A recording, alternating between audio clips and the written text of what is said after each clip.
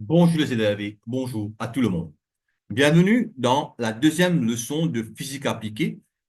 Et avant d'explorer les concepts de base de l'électromagnétisme, comme l'orientation du champ magnétique créé par la circulation du courant dans un fil conducteur ou dans une bobine, ainsi que les travaux de scientifiques tels qu'André-Marie Ampère et de Michael Faraday, ou encore les notions de la force de la place, de la force de Lorentz et des lois de Maxwell, il est très important de bien comprendre quelques notions fondamentales sur les vecteurs. Pourquoi? Tout simplement parce que l'électromagnétisme repose sur des grandeurs qui possèdent une direction et une intensité, comme la force, comme les champs électriques, comme les champs magnétiques. Ces grandeurs sont des vecteurs et pour les manipuler correctement, il faut comprendre leurs propriétés de base. Dans la vidéo, nous verrons ensemble des notions clés telles que la décomposition des vecteurs en composants orthogonales, c'est-à-dire des composants parallèles, perpendiculaires, pardon, et aussi nous verrons les produits scalaires et vectoriels de deux vecteurs. Et maintenant, je bascule sur le document que nous allons explorer ensemble. Voilà.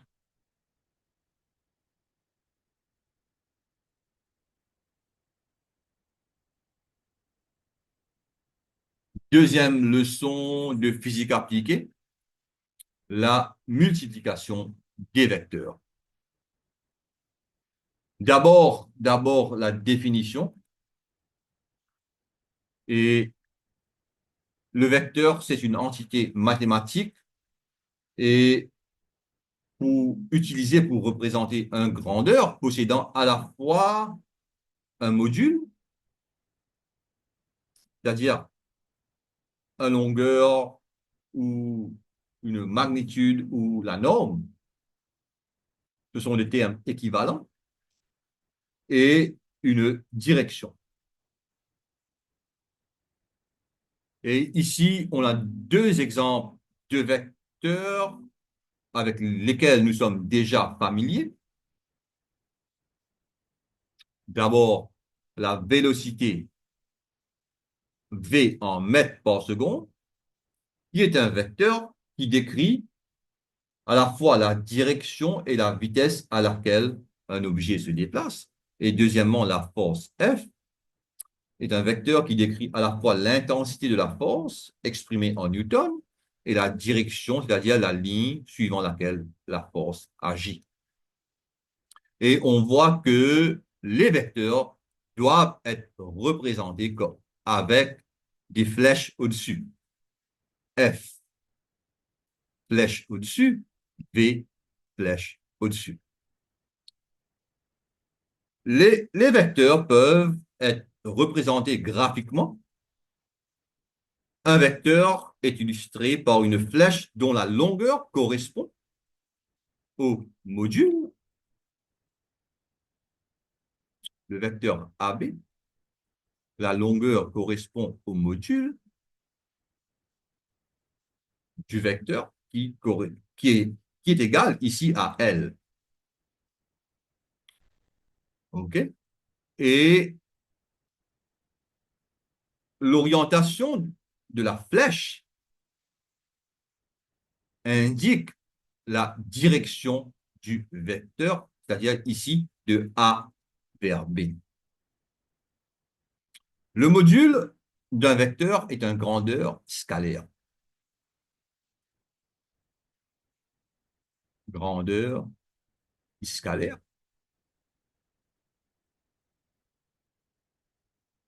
Et c'est-à-dire, on obtient un nombre réel. Ce module est représenté par deux barres verticales. La notion mathématique, c'est deux barres verticales encadrant le vecteur AB de chaque côté. Et il faut noter que dans les ouvrages anglophones, c'est la notion francophone, alors que dans les ouvrages anglophones, on utilise un seul barre, une seule barre verticale pour représenter le module. Si les vecteurs sont perpendiculaires au plan de l'écran ou du document, deux cas peuvent se présenter. Et les vecteurs qui sortent de l'écran et les vecteurs qui entrent dans l'écran. Et là, il faut toujours imaginer la flèche en mouvement.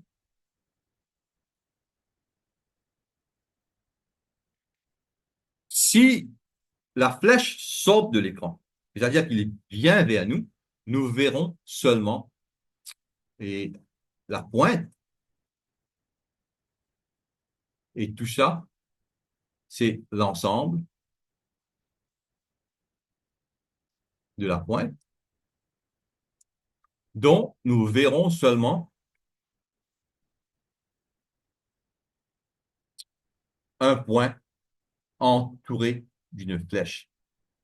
Et ceci représente un vecteur qui sort de l'écran.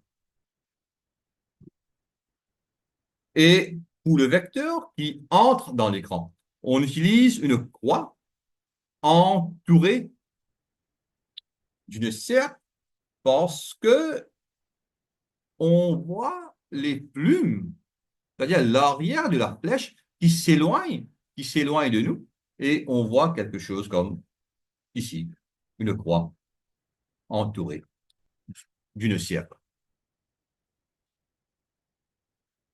La partie suivante nous montre comment décomposer un vecteur en deux composantes perpendiculaires, également appelées composantes orthogonales. Ici, nous avons un vecteur AB, le vecteur AB, dans un système de coordonnées cartésiennes et que l'on a décomposé en deux composantes orthogonales, et chacune des composantes est parallèle aux axes X et Y respectivement. Et la valeur de la composante qui est parallèle à l'axe X égale au module du vecteur AB fois le cosinus de θ. Θ, c'est l'angle entre le vecteur AB et l'axe X, ok, θ, fois le vecteur unitaire parallèle à ou bien dans le sens de l'axe X. Le vecteur unitaire est donc le module égal à 1, dont le nom de unitaire. OK? Et I, c'est vecteur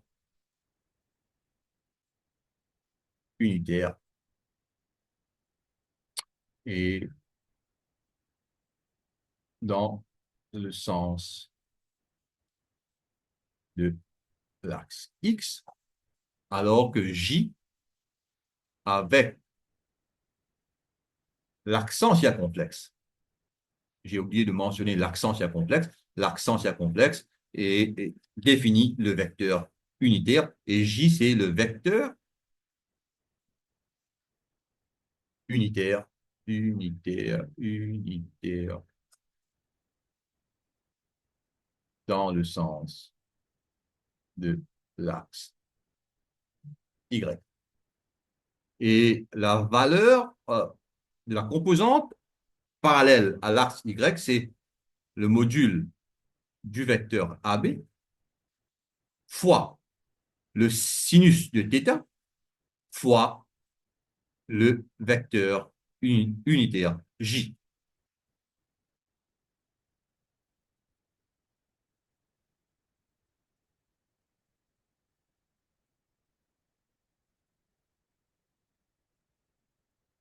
Bon, on a considéré un vecteur dans un système de coordonnées en deux dimensions. On peut extrapoler ce principe pour décomposer un vecteur en, en trois dimensions.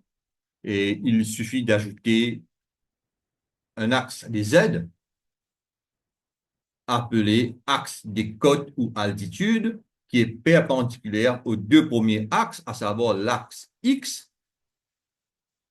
l'axe des abscisses et l'axe Y, qui est l'axe des ordonnées.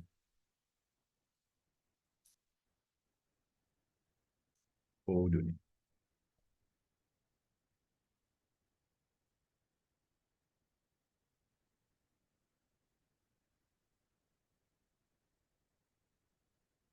Voilà. Bon, maintenant, nous allons traiter la multiplication des vecteurs.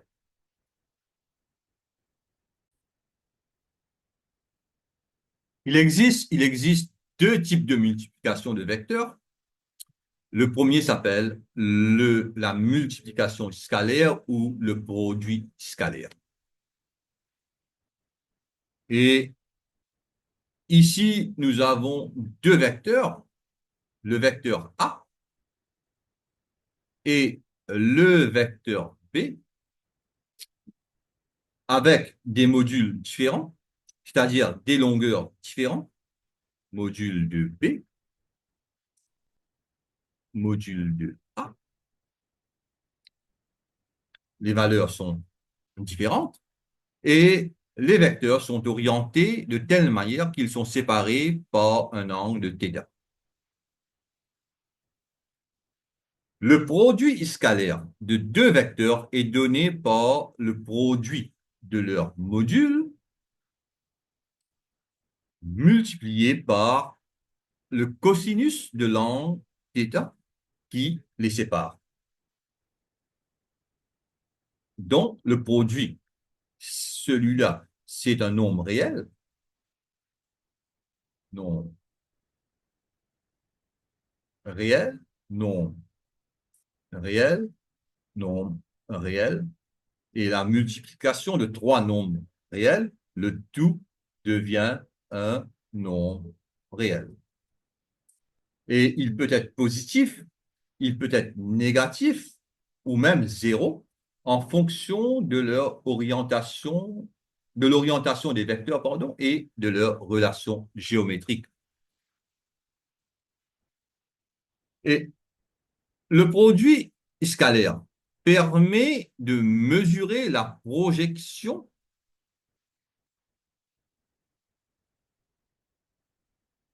d'un vecteur sur l'autre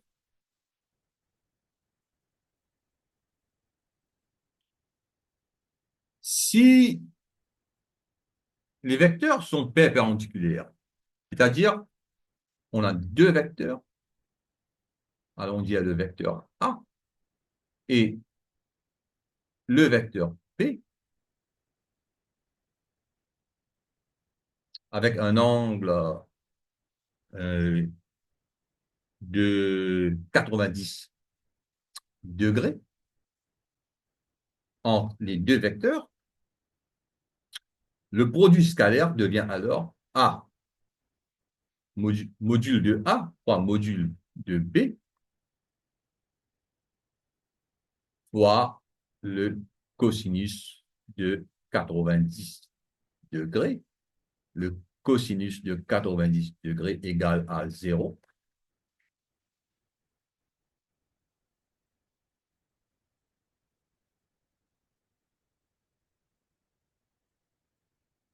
Égale à 0. Donc, le produit, si les vecteurs sont perpendiculaires, le produit scalaire pardon, est nul car cosinus de 90 égale à 0. Par contre, si les vecteurs sont parallèles, vecteur A fois vecteur B, et le produit scalaire est maximal car cosinus de 0, il existe une angle de 0 degré entre les deux vecteurs et cosinus de 0 égale à 1. Donc, module de A fois module du vecteur B fois 1, on obtient la valeur maximale. Et cela implique que si un vecteur est multiplié de façon scalaire à lui-même, c'est-à-dire vecteur A fois vecteur B, on obtient un nombre réel qui est égal au module du vecteur A au carré. Et en dernier, si le vecteur A, pardon, est multiplié par un vecteur nul, c'est-à-dire la norme est nulle, le vecteur 0, et on obtiendra, selon la formule, module de A fois module du vecteur 0, vecteur nul, fois cosinus de θ. Peu importe les valeurs du module de A et de cosinus de θ, et non pas phi.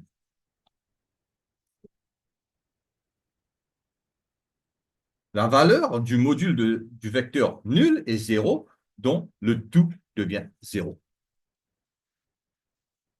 Le produit scalaire possède également deux autres propriétés mathématiques importantes, la commutativité et la distributivité, qui sont exprimées par les formules suivantes.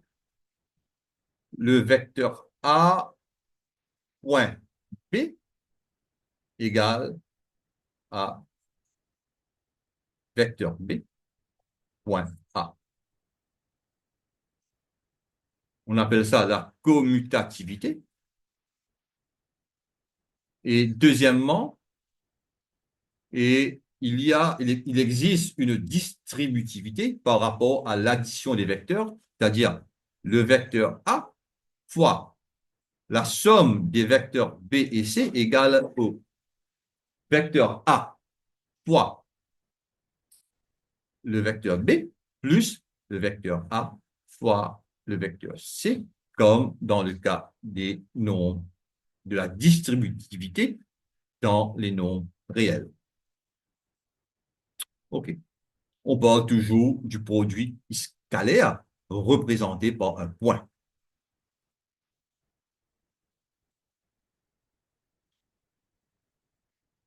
Et maintenant, autour du produit vectoriel.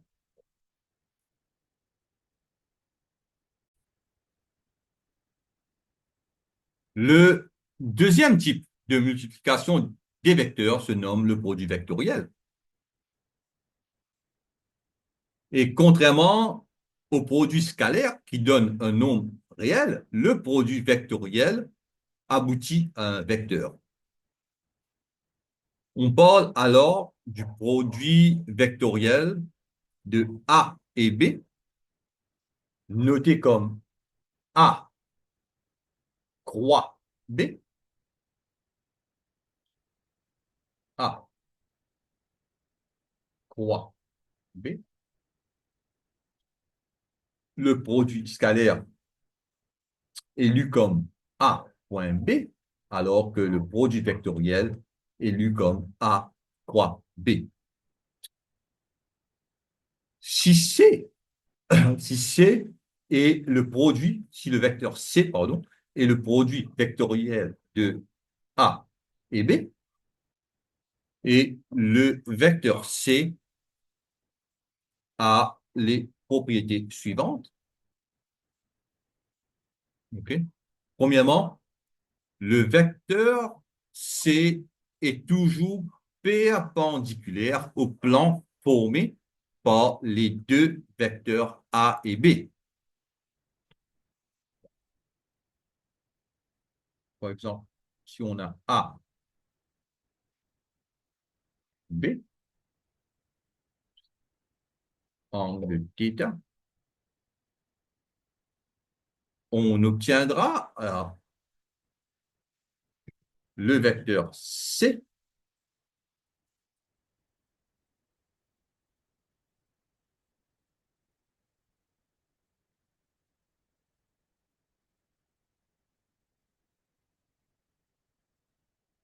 dans la direction suivante avec qui est perpendiculaire aux deux, aux deux, aux deux vecteurs, c'est-à-dire est perpendiculaire au plan formé par les deux vecteurs A et B.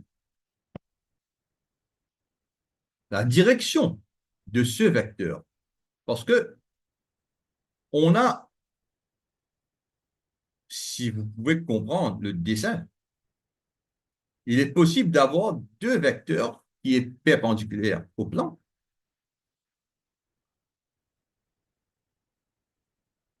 Soit c'est ici, soit c'est dans l'autre sens. La direction de ce vecteur, ici noté C, vecteur C, peut être déterminée à l'aide de la règle de la main droite. Règle de la main droite. Et la règle de la main droite peut se présenter sous différentes formes. On commence par la règle des trois doigts de la main droite,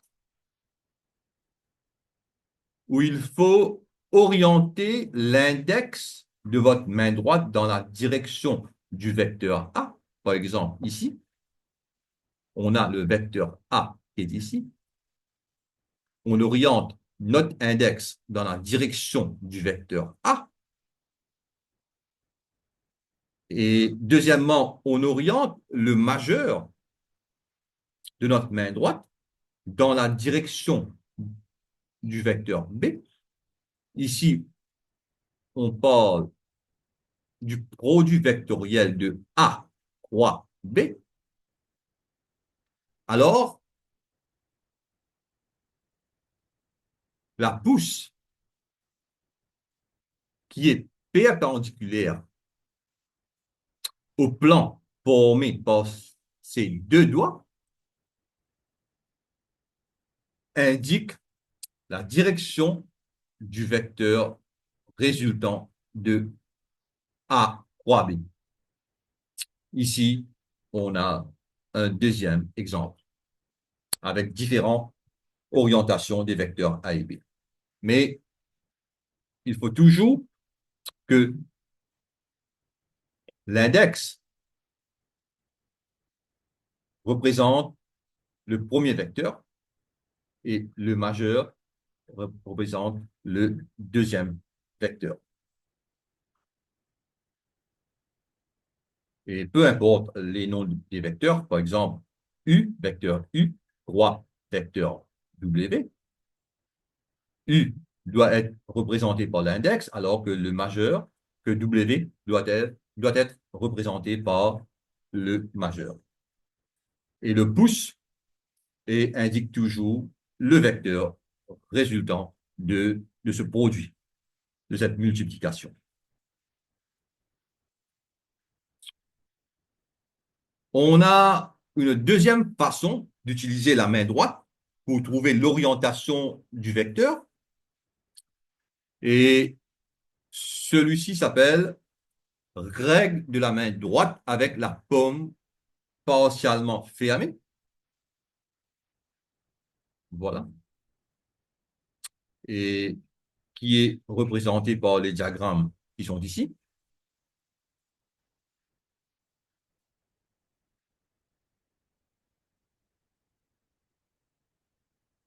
D'abord, on pointe tous les doigts dans, à l'exception du pouce, bien sûr, dans la direction du vecteur A. Ici, on veut avoir la direction du vecteur A croix le vecteur B, le produit vectoriel de A et B. On pointe tous les doigts dans la direction du vecteur A, puis on coupe les doigts, on les rabat pour les diriger dans la direction du vecteur B. Alors, le pouce indique la direction du vecteur résultant de l'opération A. Vecteur A fois vecteur B. Et encore une fois, nous avons une autre situation ici. Je vous laisse étudier ça par vous-même.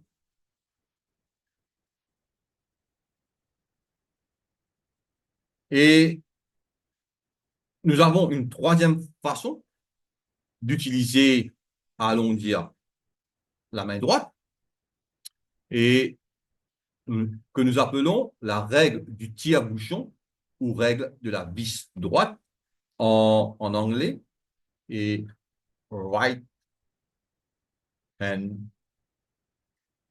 cork screw rule.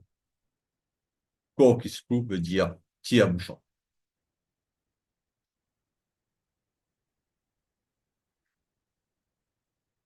Voilà. Et le dessin qui est ici explique la règle du tire-bouchon ou de la vis droite. On a, on a un tire-bouchon dont l'axe de la manche est orienté dans la même direction que le vecteur A. Ensuite, on tourne le tire-bouchon vers le vecteur B qui est ici, et la direction du vecteur résultant de A croix B est donnée par le mouvement du bouchon imaginaire. Dans ce cas-ci, et, et c'est comme si on enfonce la bouchon, et si, par exemple,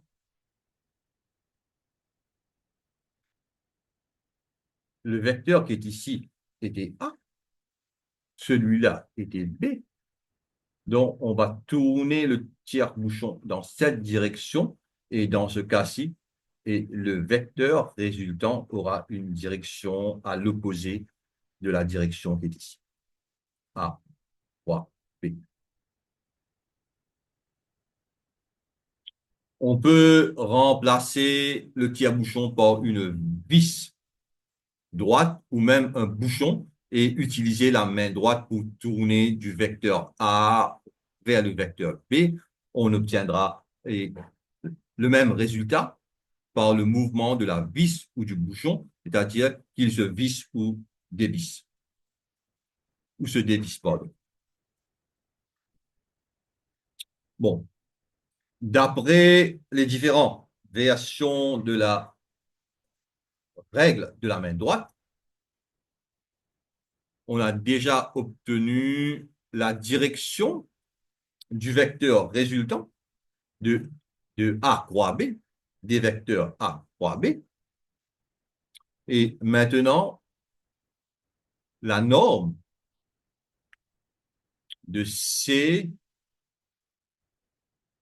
égale C est égal, le vecteur C, c'est le produit vectoriel des vecteurs A et B. La norme égale à le module de A fois le module de B fois le sinus de θ, où θ est l'angle entre les deux vecteurs A et B.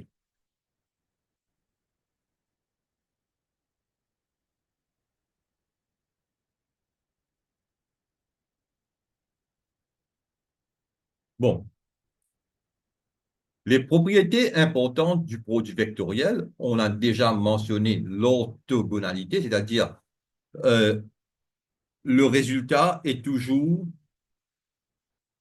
le vecteur résultant est toujours perpendiculaire au plan contenant les vecteurs A et B. Et on n'a pas de commutativité comme dans le cas du produit scalaire. Ici, on parle d'anticommutativité, c'est-à-dire anticommutatif. A croix B égale à négatif moins B croix A. Les, les vecteurs A croix B est, est toujours opposé au résultat du produit vectoriel A B croix A, mais ils ont le même module. Ce sont des vecteurs antiparallèles.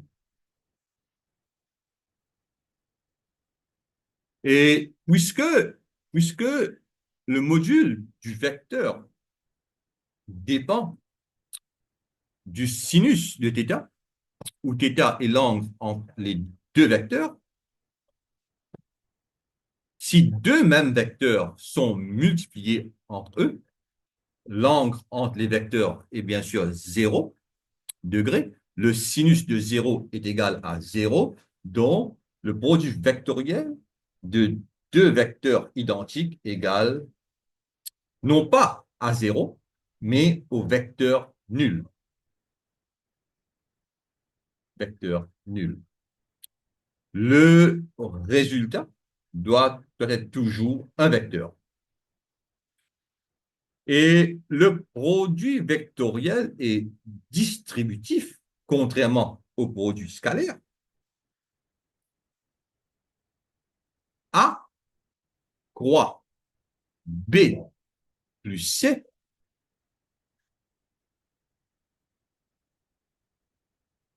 A croix B plus C.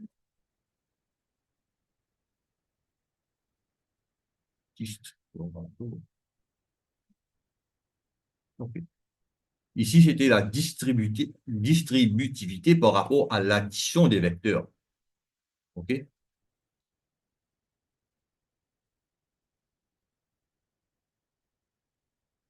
Par contre, ici, c'est la distributivité par rapport toujours à l'addition des vecteurs.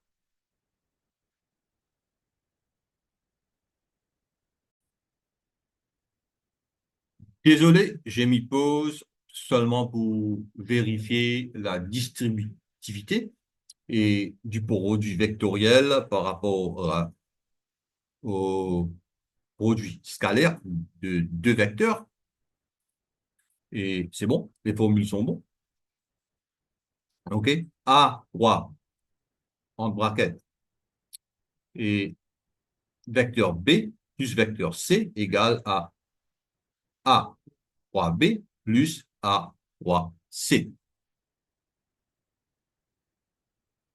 C'est bon. Et là, je pense que notre document est terminé, mais la leçon n'est pas terminée.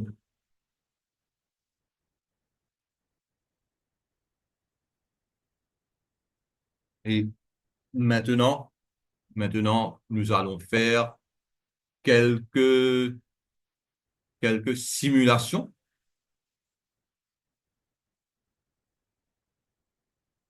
sur Wolfram Player, qui est un logiciel gratuit développé par Wolfram Research.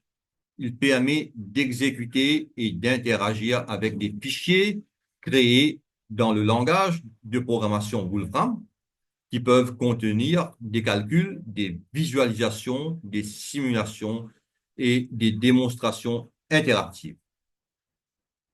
Wolfram Player, qui est gratuit, permet d'explorer des contenus partagés par d'autres utilisateurs, tels que des simulations et des visualisation interactive où tout le monde peut partager leur simulation. Je vous recommande de le télécharger et d'expérimenter vous-même. Donc, je lance Wolfram Player.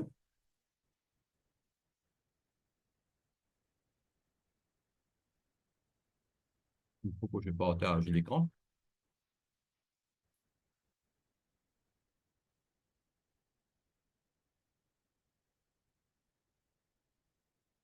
Voilà. Je lance Wolfram Player et je peux rechercher des visualisations interactives, les télécharger, puis les manipuler hors ligne. Donc, je clique sur Interactive Demonstration et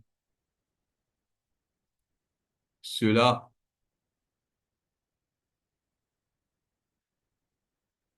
lance et le navigateur pour aller sur le site de demonstration.wolfram.com et là, on a différents thèmes. Bon, ici, on veut les démonstrations interactives des produits vectoriels et mathématiques. On peut chercher et en anglais, c'est cross product of vectors.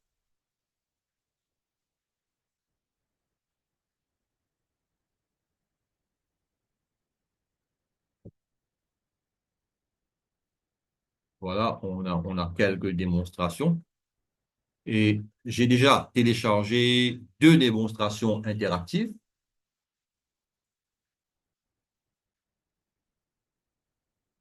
Et la première concerne la multiplication de 2 vecteurs. Et open file. Et cross product of vectors. Je pense que c'est ça.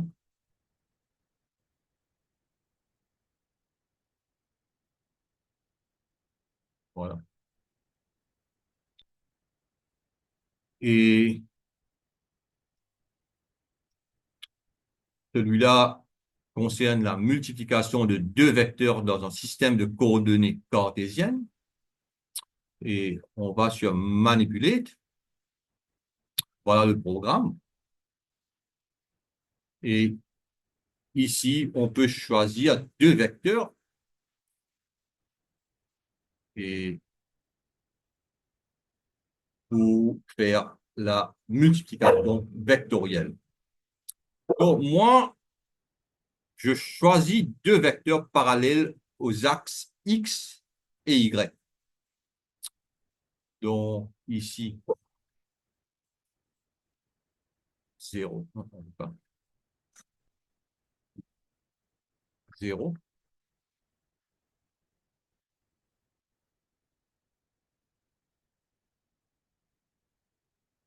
0, aux axes X. Allons de 2, 0 et 0. On voit que le vecteur qui est parallèle à l'axe X est en rouge. Maintenant, autour de l'axe et autour du vecteur, du deuxième vecteur, qui doit être parallèle à l'axe Y, 0, les coordonnées 0, 2, 0. Voilà. Et celui-là est représenté en bleu. Et la multiplication vectorielle du vecteur en rouge avec le vecteur en bleu, et en appliquant la formule, on constate que la module Et le module du vecteur résultant, c'est 2 fois 2, parce que le module du vecteur x, c'est 2, le vecteur rouge, c'est 2, et le module du vecteur bleu, c'est 2. 2 fois 2 égale à 4, et la direction du vecteur résultant est, doit peut-être obtenue par, par la règle de la main droite. Et par exemple, si on met les doigts dans le sens, dans le sens de l'axe X, et on rabat notre doigt vers l'axe Y, on voit que le pouce nous montre la direction dans, dans l'axe Z et dans le sens positif. OK. Et vous pouvez mettre sur pause et vérifier par vous-même et appliquer n'importe quelle version de la règle de la main droite et mentionnée et, précédemment, et le résultat sera identique. OK. J'ai une deuxième application. Open.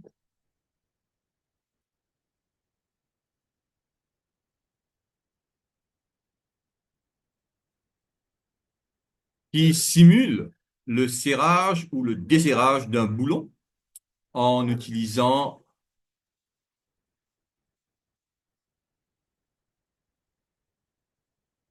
une clé, une clé, et non pas à fourche, mais je pense que c'est une clé à pipe. OK.